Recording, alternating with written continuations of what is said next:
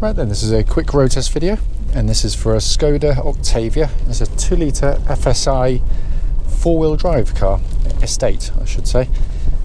Car is registered, let's have a look, PE55ABF, and mileage at the start, if I can get to the trip meter, bear with me, it's 106,601 miles. The reason we do these videos is very simple. It's just so that if anyone's looking online at any of our cars advertised, they actually get to see the car advertised actually in operation. We know to our cost, unfortunately, just how frustrating it can be to go and see a car which can look perfectly good in the photographs and the description, but only to get there and find out when you drive it, it's got a fundamental issue that shows up whilst en route. So that's why we do it. This, as you probably know, hopefully I've done the walk-around video before I've done this test drive one, but we don't always get time. But if not, basically this is a car that's coming as a part exchange to us. Chap bought one of our Honda CR-Vs because we predominantly sell Honda cars and some Lexus and specialise in them. Anything that isn't the chosen marks, we tend to sell off quite quickly at a good price. But that isn't necessarily because the car's got issues, it's just because we want the website cleared for our preferred marks, basically. So coming to the car itself, obviously been a very well looked after car by the chap. It's got loads of service history attached to the vehicle, and it feels like it straight away because the car feels very tight on the road. Engine starts absolutely instantly and settles to a smooth, even idle. There are no warning lights on the dashboard at all relating to the engine or any other part of the car.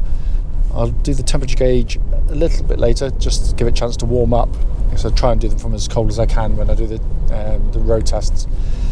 But the engine's really punchy, very smooth and quiet in operation.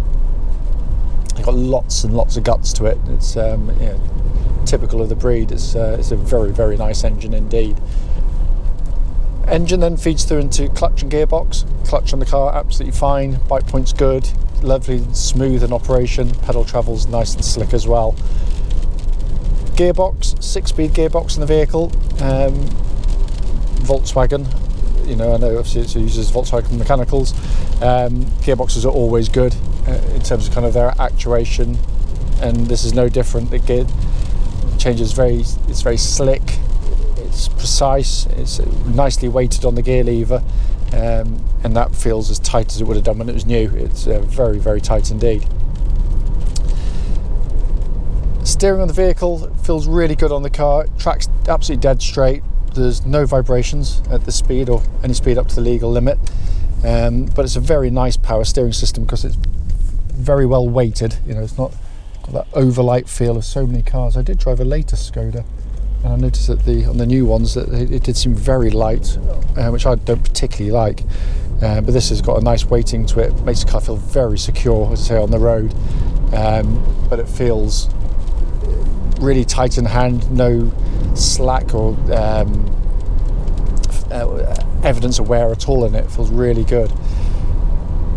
Suspension of the vehicle, what I'm looking for on any car, but especially one that's done, the miles this car's done, just listening out for any kind of mechanical clonks or clatterings when it hits bumps, and there's none at all actually. It's very, very quiet in that respect. You'll hear it hitting a bump like the one just kind of there, but none of that kind of chattering that you can sometimes get on cars.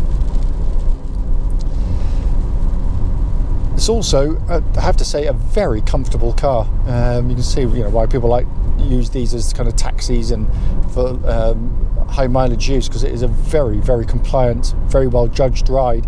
But it's also very nice, good in the corners. So when you go through, not a huge amount of body roll angle, but what you've got is very good body control. So quite a satisfying car to drive in its own right.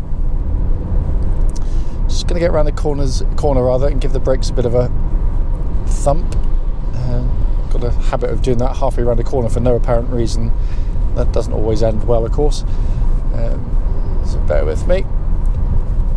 Give me a bit of a shove.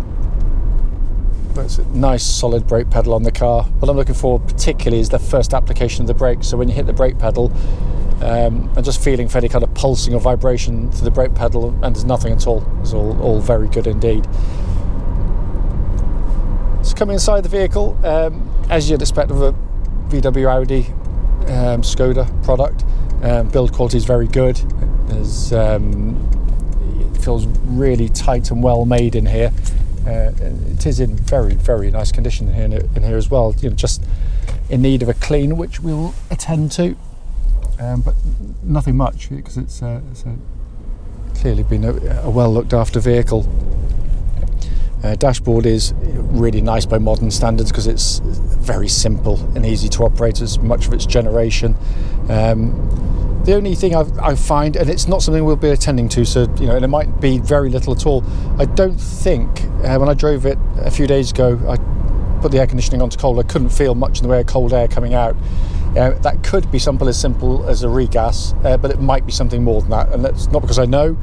Quite the opposite, I don't. But the price and age of the car dictates that we wouldn't be spending money in that direction. So if that's the point of the video, is to highlight anything, and that's the only thing I can actually find, because in all other respects it drives absolutely beautifully. Temperature gauge, by the way, running at half 90, which is exactly where it should be on one of these cars. But it drives really, really well, this car. It feels very, very, very tight on the road, and that's what I'm looking for in any car, especially one, let's say, of this age and mileage. As always though, if you've got any questions about the car, don't hesitate, do give us a call.